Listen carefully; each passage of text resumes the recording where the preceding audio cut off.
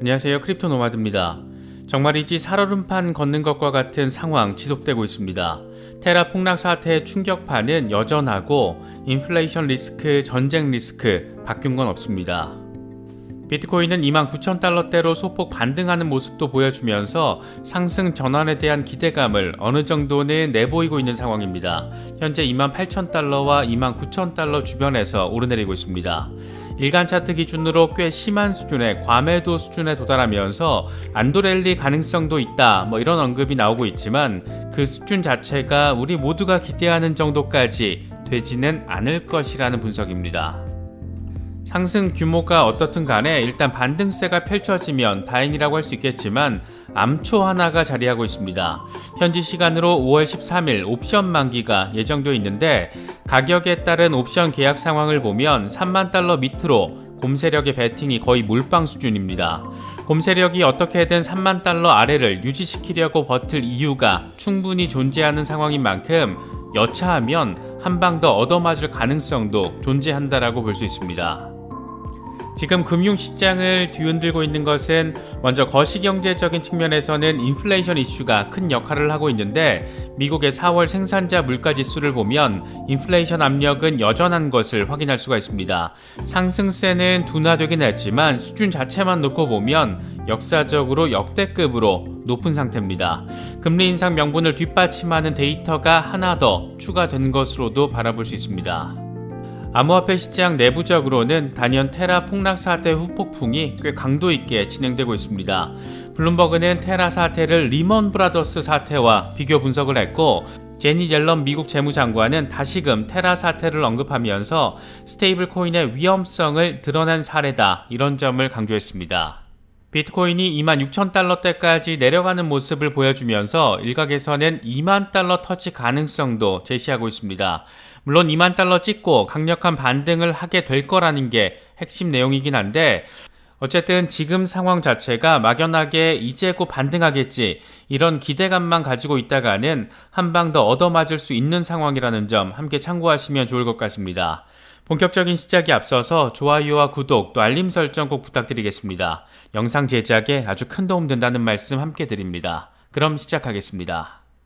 먼저 비트코인 상황입니다. 더 빠지지 않은 것은 다행이지만 그래도 아직 방향성이 모호하다라는 점에서 불안불안한 흐름을 느낄 수 있는 상황이 이어지고 있습니다. 이대로 횡보 양상을 보이다가 단기적으로 안도 랠리를 보여주게 될지 아니면 조금 더 후퇴하는 상황을 확인하게 될지 그게 지금 핵심 관전 포인트라고 할 수 있습니다. 공포 탐욕 지수는 하루 전보다 2포인트 빠진 10을 기록하면서 극단적인 공포 단계가 더 악화된 모습을 보이고 있습니다. 정말이지 최악의 투심 상태를 확인할 수 있는 그런 부분입니다. 비트코인 도미넌스는 며칠째 수직 상승해서 44% 중반까지 올라섰습니다. 이건 지난해 비트코인이 전고점을 찍은 11월과 비슷한 수준인데 시장이 너무나 이 혼란스러운 상황을 보여주다 보니까 더 안전한 종목이라고 할 수 있는 시장의 대장 비트코인에 대한 관심이 더 크게 몰리고 있는 것으로도 바라볼 수가 있습니다. 현재 비트코인 상황과 관련해서 코인데스크는 비트코인이 27,000달러 위에서 지지를 받고 있는 가운데 과매도 상태를 보이고 있기 때문에 단기적으로 안도 랠리를 바라볼 수 있다라고 진단했습니다.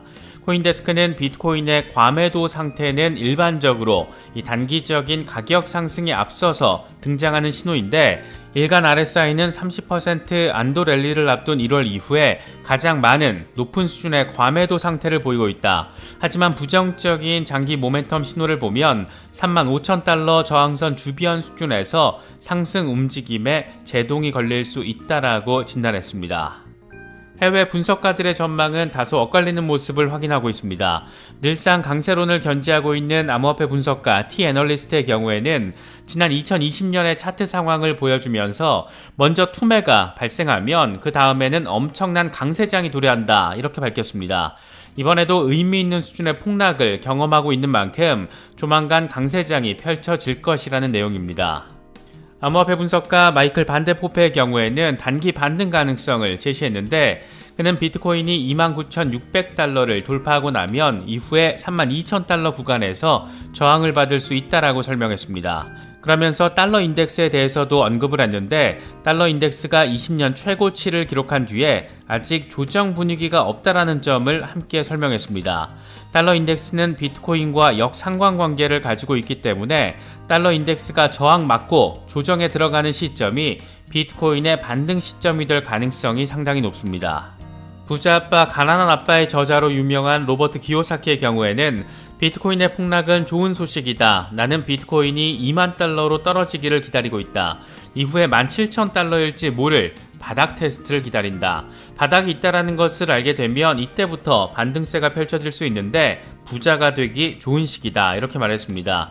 결국 크게 상승하겠지만 조금 더 깊은 바닥까지 내려갈 수도 있다라는 겁니다. 코인텔레그래프의 경우에는 이번 주 옵션 만기 상황에 주목했는데 곰 세력이 3만 달러 아래로 가격을 고정시키려고 하는 이유가 세 가지가 존재한다. 이런 제목의 분석 기사를 내놨습니다. 코인텔레그래프는 곰 세력은 현재 2억 6천만 달러의 수익을 목표로 하고 있는데 그러면서 세 가지 가능성 높은 시나리오를 제시했습니다. 먼저 27,000달러에서 3만 달러 구간에서 콜 옵션은 제로, 풋 옵션은 9,350개로 이 구간이 유지가 돼야 곰 세력은 2억 6천만 달러의 수익을 가져갈 수가 있습니다. 3만 달러에서 3만 2천 달러 사이에서는 콜 150개, 풋 5,900개로 역시 곰 세력이 2억 2천만 달러 유리한 상황입니다. 3만 2천 달러와 3만 3천 달러 사이에서는 콜 1,100개, 풋 5,900개로 이 역시 곰 세력이 우세한 상황을 보이고 있습니다. 곰 세력이 왜 3만 달러 아래 비트코인 가격을 유지시키려고 이 난리를 피우고 있는 것인지를 아주 선명하게 느낄 수 있는 부분입니다. 이와 관련해서 코인텔레그래프는 곰 세력은 2억 6천만 달러 이익을 위해서 5월 13일에 3만 달러 미만으로 유지해야 하고 반면 황소 세력은 손실을 1억 5천만 달러로 제한하기 위해서 현재 28,900달러에서 32,100달러 영역으로 10.7% 상승이 필요하다. 비트코인 황소들은 지난 3일 동안 17억 3천만 달러의 레버리지 롱 포지션을 청산당했기 때문에 단기적으로 가격을 높일 만한 지원이 더 적을 것이다. 이를 통해서 곰 세력은 5월 13일 옵션 만기 전에 비트코인을 3만 달러 아래로 억제할 가능성이 더 크다. 이렇게 분석했습니다. 지금 암호화폐 시장과 증시를 모두 뒤흔들면서 억누르고 있는 가장 직접적인 요인 가운데 하나가 바로 인플레이션 리스크입니다. 이와 관련해서 미국의 4월 생산자 물가지수가 발표가 됐는데 인플레이션 상황은 여전한 것으로 나타났습니다. 4월 PPI는 전년 대비 11%, 전월 대비 0.5% 오른 것으로 나타났습니다. 3월과 비교했을 때 상승세가 둔화된 것이긴 하지만 여전히 역대급으로 높은 수준이라서 인플레이션 압력이 지속되고 있다는 점을 느낄 수 있는 그런 부분입니다. 지금 관건은 미국 연준이 앞으로 몇 번 금리를 더 올리긴 올릴 텐데 이게 경기 침체로 이어지는 과정이 될지 여부입니다. 보통 지수 낙폭이 20%가 넘으면 이 베어마켓에 진입했다 이렇게 표현을 하는데 S&P 500의 경우에는 직전 최고가 대비 이미 18% 수준으로 하락한 상태여서 사실상 베어마켓 목전에 들어와 있다 이런 분석도 나오고 있습니다. 이와 관련해서 CFRA의 전략가 샘 스토발이 제시한 상황 분석이 특히나 눈에 띄는데 그는 2차 대전 이후에 베어마켓에서 나타나는 공통적인 특징 4가지를 꼽았습니다. 첫 번째로 금리 인상, 두 번째로 장단기 금리 역전, 세 번째로 지정학적 위기, 마지막으로 1년 이내 경기 침체 이렇게 4가지입니다. 일단 1번부터 3번까지 이미 현실이 된 상황이고 4번 역시 현실화 가능성에 대한 우려가 커진 그런 상황인데 과연 연준이 소프트 랜딩을 유도할 만한 정책적인 역량이 있는가 아니면 물가를 잡겠다라고 하면서 경기 침체를 유도할 것인가 이 부분이 우리의 관전 포인트라고 할 수 있습니다. 또 하나의 리스크, 이건 암호화폐 시장에서 촉발된 건데 바로 테라 디패깅 사태입니다. 이와 관련해서 제닛 옐런 재무장관이 다시금 이틀 만에 테라를 정조준했는데 이번에는 슬쩍 속내를 함께 드러내기도 했습니다.